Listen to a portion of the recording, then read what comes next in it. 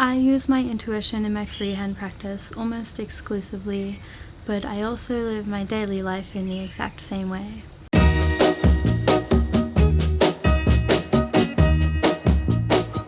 I'm gonna tell you that I love you 100 times a day. You'll get tired of my voice, that's how much I'm gonna tell you that I'll miss you. My whole life, I have been perceived as someone who things just work out.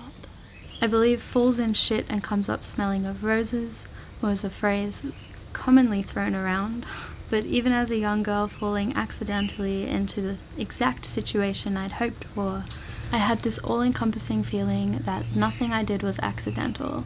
I just couldn't for the life of me explain why. I couldn't seem to find an explanation for what goes on in my brain during a decision-making process, without it sounding like fluffy excuses.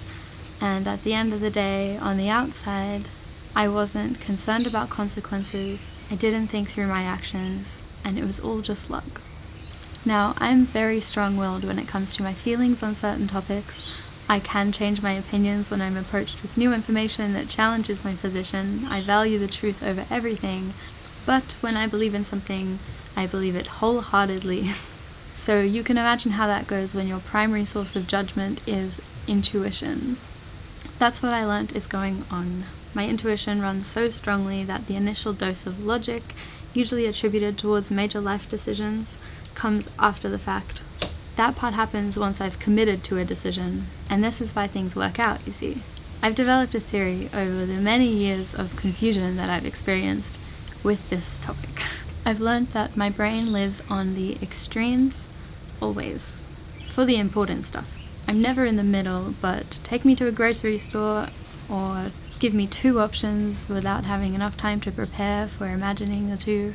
I'm not making any decision and I'm right in the middle, and it makes it hard for everybody around me and myself. But for some reason, deciding things like moving countries by myself for a year took 1 second of thought. And once I was on that path, there was no doubt about it that it would work out.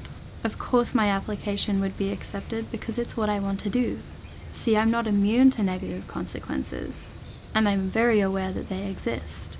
I get myself into the most stressful, the most fucked up situations. For example, when I moved to the US for a year, the first day I got to my new town, I left everything I needed to legally be in the country on the bus. My visa, my birth certificate, my passport. I just left it on the bus and it drove back to New York City without me. Did it work out? Yes. Was it the most stressful event of my life? Yes. Did I still have the best year of my life and it was completely worth it in the bigger picture? Yes.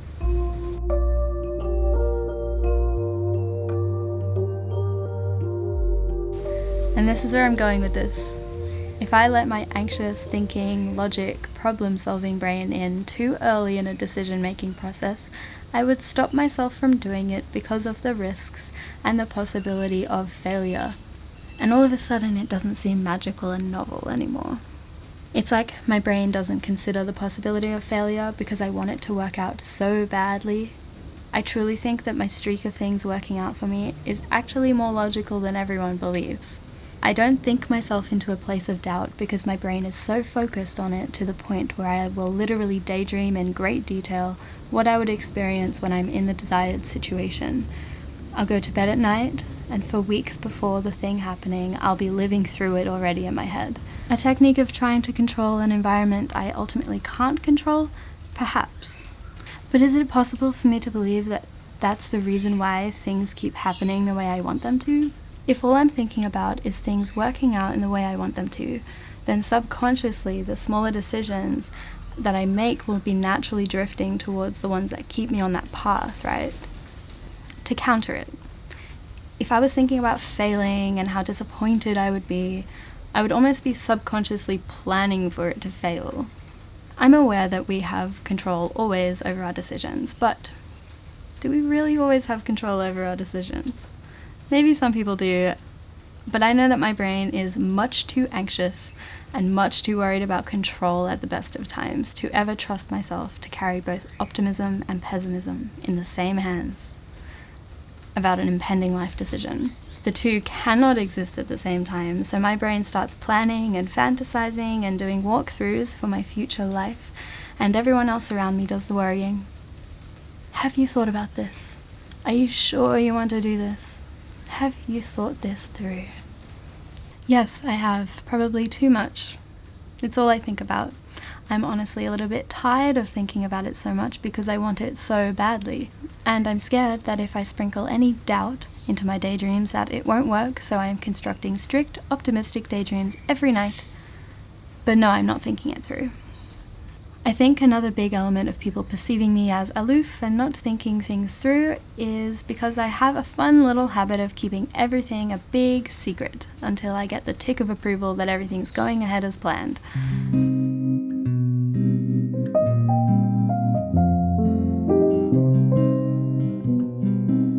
One, to protect my process, to make sure it's not getting tarnished with doubt by anybody else. You can imagine as a dependent child growing up, constantly surprising my parents with new big decisions seemingly out of nowhere was probably like living with an impulsive little human flailing around in chaos. That I am as well. But I live for the big reveal, the finished product that I can present to my loved ones and go, look what I did all by myself, like I have something to prove. I told you I could do it, I knew it would work out, I didn't tell you because you wouldn't have believed me, but look at it now. And two, because I'm so afraid of rejection and failure and I have raging imposter syndrome, I want to avoid having to experience the, you guys saw me so hopeful about this and it didn't work out, now I have to sit with you disappointed and embarrassed because I was so confident and optimistic. So if you don't even know that it's happening, or you know but you can't see how emotionally connected I am to it, then no one will know how big of a letdown this could possibly be. This stage of my life, I've made it hopefully a quarter of the way through, and I'm more confident than ever in this way of functioning, and I'm quite proud of being able to listen to my intuition and trust it. It's one of my favorite qualities about myself, and one of the things I feel most secure in. I don't have many people to answer to these days because I'm an independent adult with complete autonomy, but I'm still trying to unlearn a lot of negative behaviors related to this. Being terrified of rejection to the point where I'll downplay my stance on things until I have assessed that it's not going to be judged or reacted to negatively takes a lot of energy. My goal is to be able to confidently define my thought process, or feeling process, if you will, and be able to back it when it's questioned. I'm starting to learn that sometimes when people are questioning your decisions or your intentions in a discussion, they aren't necessarily questioning you, but instead trying to understand your perspective, to learn what elements are going into your decision-making process, to literally just understand. I want to be able to trust the people around me with my optimism and belief in my decision in the same way I trust myself with them.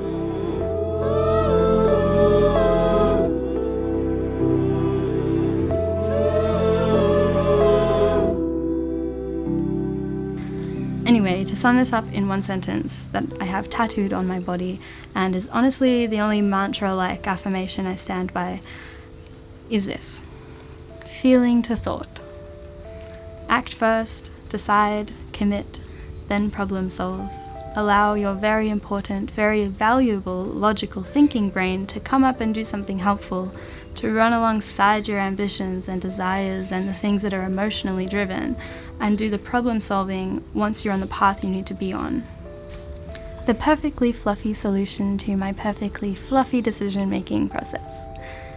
Don't think, just do, think later. Goodbye, have a lovely day.